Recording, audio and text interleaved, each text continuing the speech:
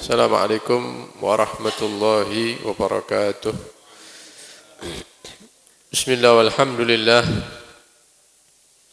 Wassalatu wassalamu ala rasulillah Sayyidina wa maulana Muhammad ibn Abdullah wa ala alihi wa sahbihi wa man walah wa la hawla wa la quwata illa billah, amma ba'd. Alhamdulillah, kembali dikumpulkan oleh Allah subhanahu wa ta'ala dalam majlis ilmu, mudah-mudahan menjadi tambahan ilmu yang bermanfaat. Amin ya rabbal alamin. Hadirin hadirat rahimakumullah, meneruskan pembacaan kitab Riyadhus Shalihin karya Al-Imamun Nawawi. Sudah memasuki bab taubah, bab tentang tobat. Hadis yang kedua dari Al-Aghar bin Yasar Al-Muzani radhiyallahu anhu qala Anil Aghar bin Yasar Al-Muzani radhiyallahu anhu qala Rasulullah sallallahu alaihi wasallam, Nabi sallallahu alaihi wasallam bersabda, ya ayyuhan nas, wahai manusia, tubu ilallah, tobatlah kepada Allah, kembalilah kepada Allah, jauhi hal-hal yang dilarang oleh Allah, jalankan perkara-perkara yang diperintahkan oleh Allah subhanahu wa ta'ala. Wastaghfiruhu, dan mohonlah ampun kepada Allah. Fa inni, karena sesungguhnya aku, atubu, bertobat, fil yaumi, di dalam sehari, satu hari satu malam, mi'ata marratin, 100 kali. Rawahu Muslim, hadis ini diriwayatkan oleh Imam Muslim. Hadis yang kedua ini hampir mirip maknanya dengan hadis yang pertama yang kita bahas di pertemuan sebelumnya. Cuman beda lafadz saja dan beda bilangan. Kalau kemarin hadisnya Nabi menyatakan, demi Allah, aku ini meminta ampun kepada Allah dan bertobat dalam satu hari itu lebih daripada 70 kali. Kalau yang malam ini Nabi mengatakan, ayyuhan nas, wahai manusia, tobatlah kepada Allah dan mintalah ampun dari Allah, karena aku ini dalam satu hari bertobat kepada Allah 100 kali. Yang pertama lebih dari 70 kali. Hadis yang kedua 100 kali. Ya sama begitu ya. 100 itu berarti di atas 70 kan begitu ya. Kemarin kan lebih daripada 70 kali. Hadis ini juga ngajak kita untuk berpikir, siapa sebenarnya yang selalu melakukan dosa itu siapa? Kita atau Nabi kita Muhammad SAW? Yang paling butuh dengan ampunan Allah itu siapa? Pelaku dosanya itu siapa? Nabi Muhammad SAW adalah manusia yang dijaga oleh Allah Subhanahu wa ta'ala daripada dosa-dosa. Kalau kita ini kan tidak ada penjagaan khusus dari Allah supaya selamat daripada dosa, kan tidak ada. Apalagi kalau kita ingat-ingat masa-masa dahulu, si nom-nom biene melakukan dosa ini, dosa itu. Banyak dosa yang kita lakukan. Maka yang seharusnya tiap hari minta ampunan, tobat diulang-ulang, ini seharusnya ya kita ini. Yang masih berlumuran dosa, belum kita tobati. Karena itu Nabi saja, sekelas Nabi Muhammad saja masih memohon ampun, bertobat kepada Allah dalam satu hari itu 100 kali, apalagi kita ini. Ya, kita harus selalu memohon ampunan dari Allah dan kembali tobat kepada Allah Subhanahu wa ta'ala. Hadis ini diriwayatkan oleh Imam Muslim. Kemudian hadis yang ketiga. An Abi Hamzah, dari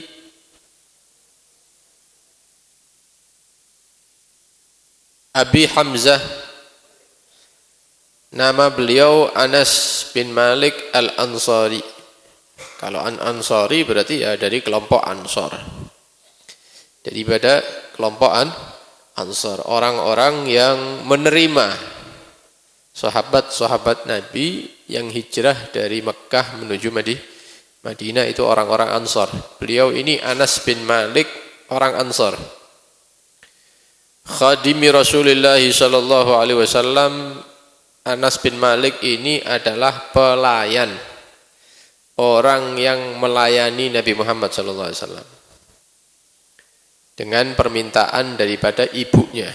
Jadi ibu sing nganter Anas bin Malik ini waktu itu masih kecil, diantar kepada Rasulullah sallallahu alaihi wasallam, kemudian diperintahkan untuk khidmat, ya, melayani Rasulullah sallallahu alaihi wasallam.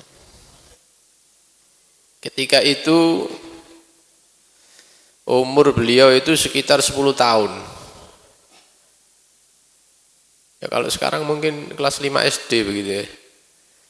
Bertemu dengan Nabi sallallahu alaihi wasallam.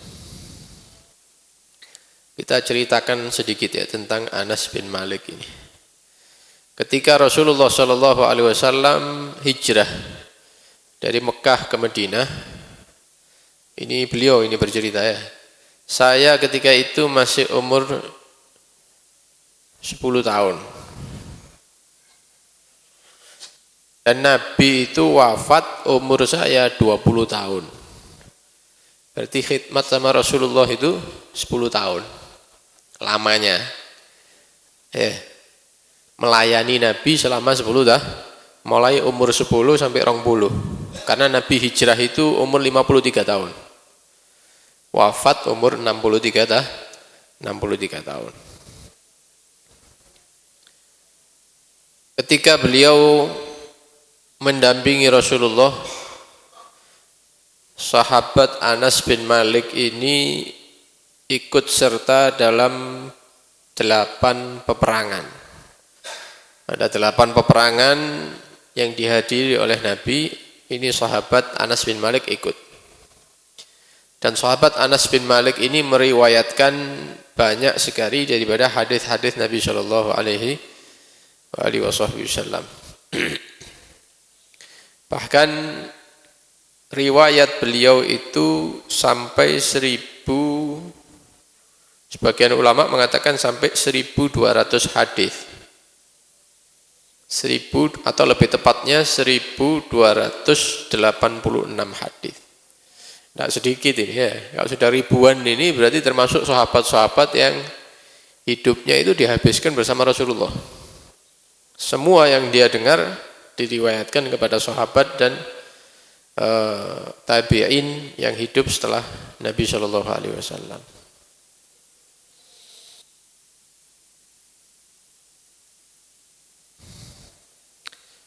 Wa min karamatihi sallallahu alaihi wasallam ma'ahu ma akhrajahu al-Bukhari wa Muslim wa ghairuhuma anhu qala, ada satu kisah.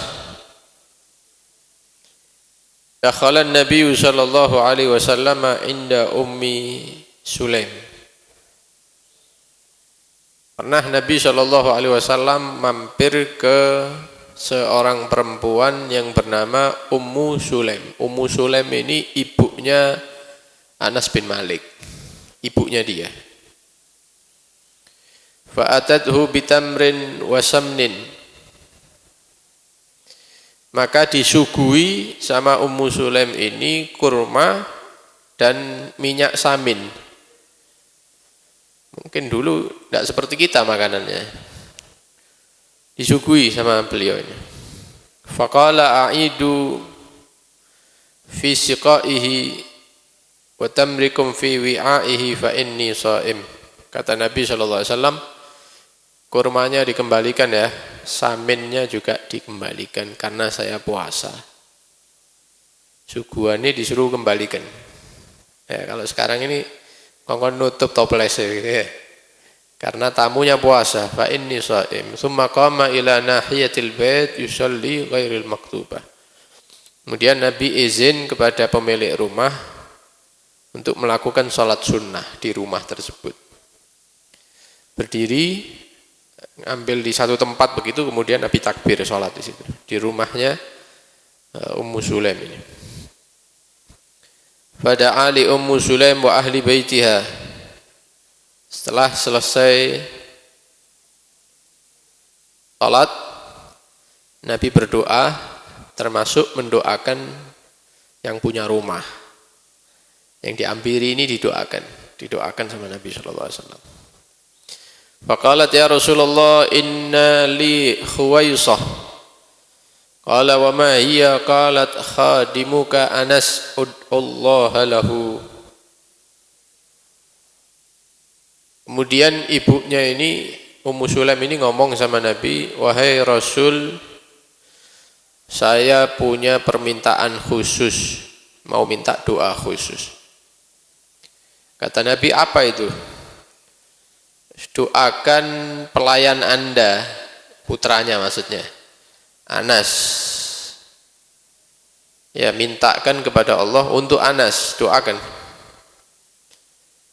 Maka didoakan oleh Nabi sallallahu alaihi wasallam, Allahumma rzuqhu malan wa waladan wa barik lahu.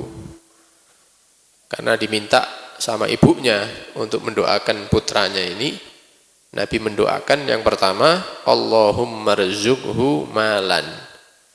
Ya Allah, berikan Anas harta yang melimpah. Satu.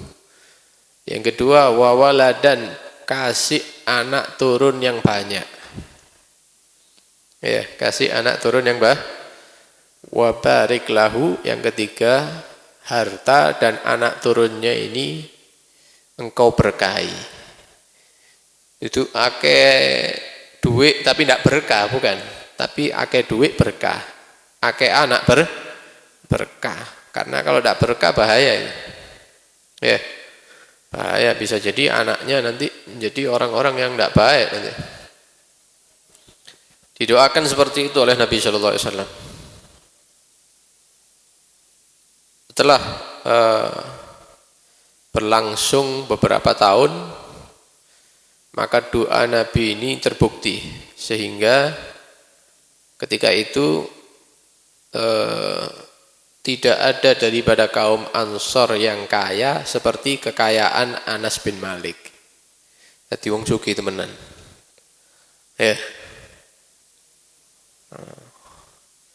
Cuman jangan diminta ya.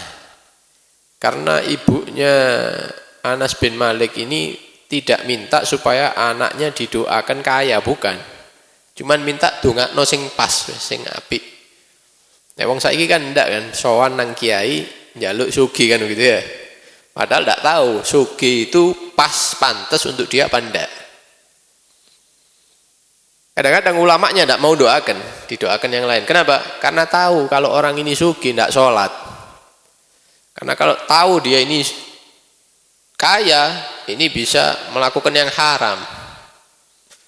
Karena itu Nabi tahu Anas bin Malik ini kalau sugih ini pas, akan banyak sedekah manfaat, maka didoakan oleh Nabi. Padahal tidak minta ini, didoakan langsung. Maka Anas bin Malik ini orang yang paling kaya daripada kaum Ansor. Kemudian beliau pernah berkata, ruziktu li sulbi siwa walad waladi khamsa wa ishrina wa mi'ah. Saya dikaruniai anak oleh Allah subhanahu wa ta'ala sebanyak 125 anak. Mbo ya apa iku lahire?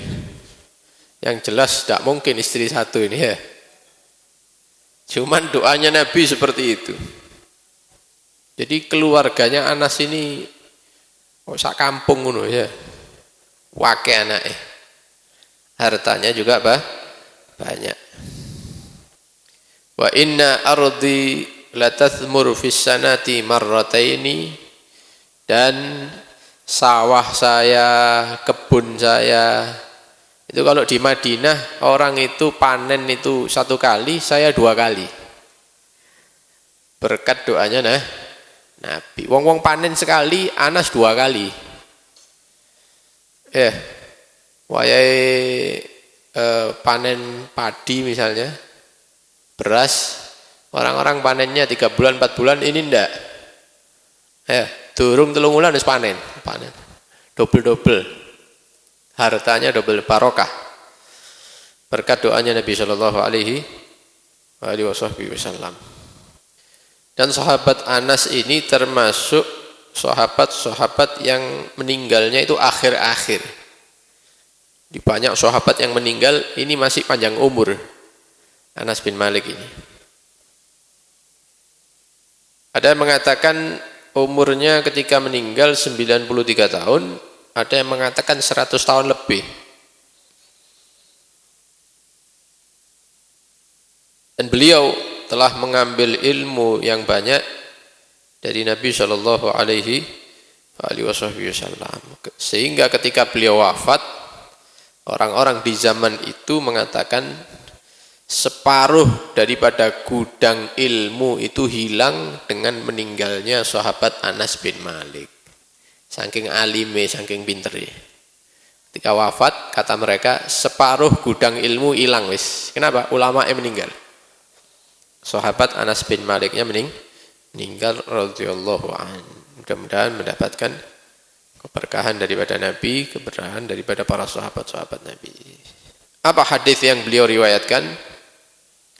Beliau berkata, qala Rasulullah sallallahu alaihi wasallam, Nabi sallallahu alaihi wasallam bersabda, lallahu afrahu bi taubati 'abdihi. Benar-benar Allah itu gembira, senang dengan tobatnya seorang hamba, min ahadikum, dari hamba yang ada ini, min ahadikum saqata ala ba'irihi, daripada orang yang dia itu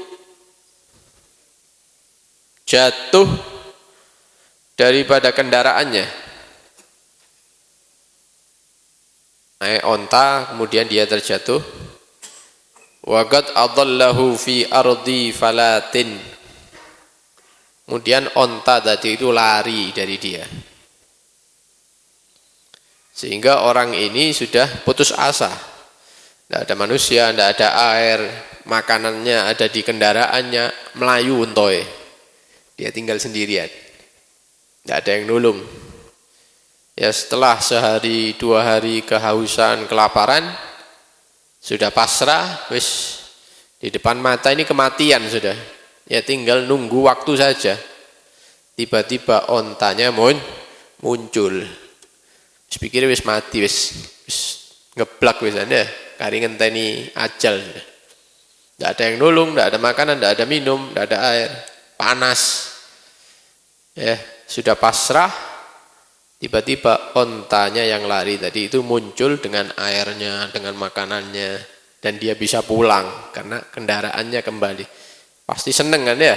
Wis putus asa tiba-tiba dapat pertolongan dari Allah. Nah, senengnya orang ini ketika mendapati ontanya itu masih tidak ada apa-apanya dibanding dengan senengnya Allah kalau ada hamba itu bertobat.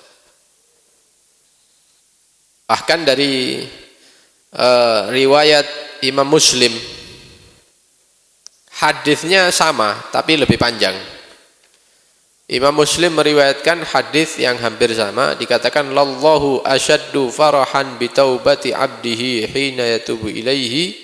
Allah itu lebih senang ketika melihat hambanya tobat, min ahadikum kana ala rahatihi bi ardi falatin famfalatat minhu, daripada orang yang melakukan perjalanan sudah sampai di padang pasir, tiba-tiba ontanya itu lari membawa makanannya, wasyarabuhu, minumnya, ya dikejar-kejar tambah jauh, akhirnya dia putus asa, ayisa minha. Fa'ata syajaratan, maka laki-laki ini mendekati satu pohon. Fattaja'a fi zilliha, kemudian dia bernaung di bawah naungan pohon.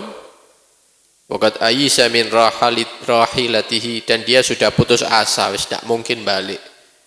Ontanya tadi tidak mungkin kembali. Ya nunggu, kelaparan, kehausan. Fa bainama huwa kadzalik idza huwa biha qaimah indahu. Ketika dia sudah antara sadar dan semaput, ya, pingsan, wis tak punya tenaga, tiba-tiba ontanya berdiri di sebelahnya dia, muncul. Ya, sudah pasrah, sudah mau mati. Maka ngelihat ontanya dengan makanannya, dengan minumannya, bekal-bekalnya ada semua komplit. Berdiri orang ini, diambil apa itu nih, tali ontanya itu dipegang sama dia. Karena saking senengnya, ya saking senengnya sampai ngomong ini keliru kabeh. Dia mengucapkan Allahumma anta abdi wa ana rabbuk. Ya Allah, engkau adalah hambaku dan aku adalah Tuhanmu. Saking senengnya sampai ngomong keliru gitu ya. Seharusnya kan engkau Tuhanku dan aku adalah hambamu. Saking senengnya sampai keliru. Ya, engkau adalah hambaku dan aku adalah Tuhanmu. Akhta'a min syiddatil farah. Dia salah ngomong karena saking senengi. Nah, senengnya orang ini tidak sebanding dengan senengnya Allah ketika melihat kita ini tobat kembali kepada Allah. Itu Allah lebih seneng.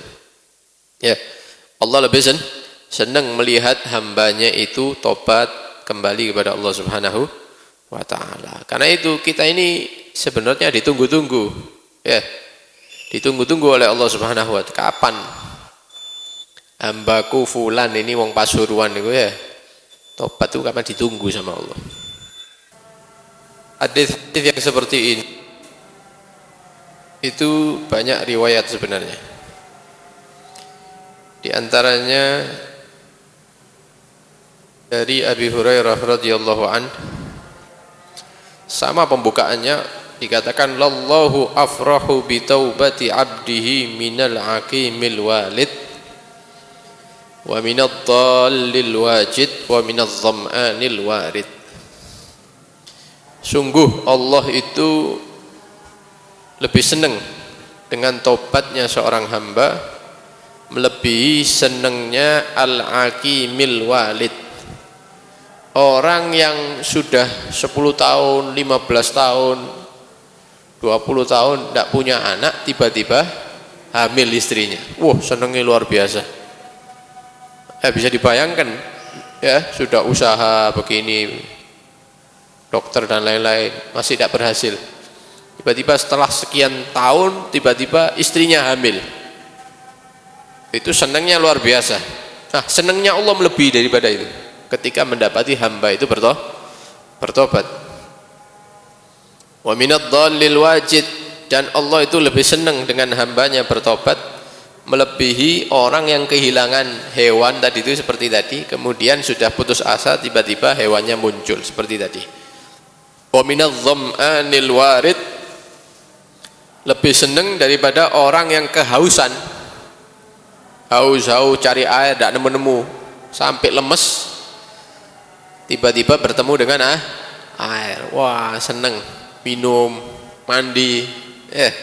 Nah, itu senengnya Allah melebihi daripada senengnya orang ini. Apa sih yang bisa kita ambil daripada hadis-hadis riwayat-riwayat seperti ini? Ya, maksudnya menganjurkan kita untuk segera bertobat kepada Allah Subhanahu wa ta'ala. Artinya tidak ada kata terlambat, tidak ada kata tidak mungkin diampuni atau tidak mungkin diterima tobatnya oleh Allah. Tidak pasti diterima. Malah Allah senang dengan tobatnya kita. Walaupun sebesar apapun dosa yang pernah kita lakukan. Dan itu akan diterima oleh Allah Subhanahu wa ta'ala dengan senang. Kalau Allah sudah senang dengan kita karena kita tobat, maka kita pasti mendapatkan ridha Allah Subhanahu wa ta'ala. Ya. Selama matahari itu tidak terbit dari barat, kan saiki kan teko timur ya. Matahari terbit dari timur tiap pagi terbit. Nanti kalau sudah terbitnya dari barat, itu berarti tobat tidak diterima sama Allah, wis kabeh kiamat. Saiki kan sik teko timur kan. Ya, wetan kono. Itu masih diterima tobat sama Allah. Dosa model apa ae diterima. Kalau sudah dari sana, terbitnya dari mana? Di barat itu di kono lah. Ini berarti mau kiamat sudah tidak diterima tobat ketika itu. Berarti pintu tobat masih terbuka lebar. Yang kedua, farah, bahagia, senangnya Allah di dalam hadis-hadis ini jangan disamakan dengan senangnya makhluk. Allah ku lek seneng ya apa guyu dah. Apa ngakak dah. Apa loncat-loncat dah. Apa ya enggak sama. Artinya senang yang sesuai ya dengan kesempurnaan sifat Allah tidak seperti makhluk. Jangan disamakan seperti ya makhluk, karena dalam Al-Qur'an dikatakan laisa kamitslihi syai'un wa huwas samiul basir. Allah itu tidak mirip dengan sesuatu pun, tidak padha mek makhluk. Dan Allah itu adalah Tuhan yang maha mendengar dan maha melihat. Kita tutup dengan riwayat Imam Suyuti di dalam kitab Al-Jami'us Shaghir. Dari terusan hadis ini, lallahu afrahu bi taubatit taib minadh dham'anil warid wa minal aqimil walid wa minadh dhallil wajid. Allah itu lebih senang dengan tobat hamba melebihi orang yang kehausan kemudian nemu air, atau orang yang sudah tahunan tidak punya anak kemudian istrinya hamil, atau kehilangan hewan sudah putus asa tiba-tiba mendapati itu hewan yang lari. Ada terusannya. Imam Suyuti mengatakan faman taba taubatan nasuha, maka barang siapa yang dia itu tobat dengan tobat yang nasuh, yang benar, nyesel dia, ansallahu hafidhaihi, maka Allah akan menjadikan lupa. Allah akan menjadikan lupa hafidhaihi, dua malaikat yang mencatat dia. Kalau orang ini pernah berdosa, tapi kalau tobatnya benar, jadi malaikat ini ingatannya diambil sama Allah tentang dosa-dosa kita. Wa jawarihi, juga anggota tubuh kita ini dijadikan lupa sama Allah kalau kita pernah melakukan Kenapa? Kalau ingat, nanti anggota tubuh ini akan bersaksi di hadapan Allah. Tangane ngomong, sikile ngomong, iki pernah ngelakoni ngene, iki pernah njupuk duwe masjid, ini pernah njupuk duwe arek yatim, ini pernah. Kakinya nanti ngomong, dia ini pernah berjalan ke sini, ke tempat yang tidak diridhoi, ya kumpul sama wanita-wanita atau tempat-tempat yang tidak diridhoi Allah. Semua ini akan bersaksi tentang apa yang pernah kita lakukan. Nah, kalau kita tobat, maka anggota tubuh yang nanti bersaksi ini digawe lali ambek Allah, dibuat lupa. Wa biqaul ardi, dan juga bumi yang kita maksiat di atasnya. Karena tanah bumi ini juga akan bersaksi dengan dosa-dosa kita.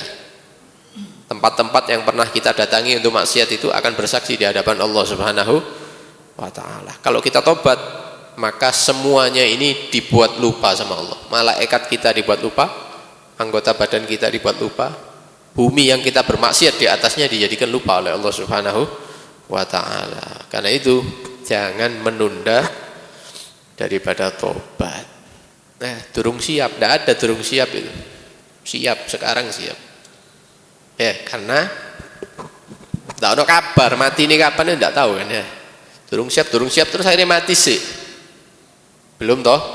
Waliyadzubillah min dzalik. Karena itu minta ampunan dari Allah, tobat kembali kepada Allah Subhanahu wa ta'ala. Mudah-mudahan dosa-dosa kita diampuni oleh Allah Subhanahu wa ta'ala. Mudah-mudahan di sisa-sisa umur dijaga supaya kita jauh daripada maksiat.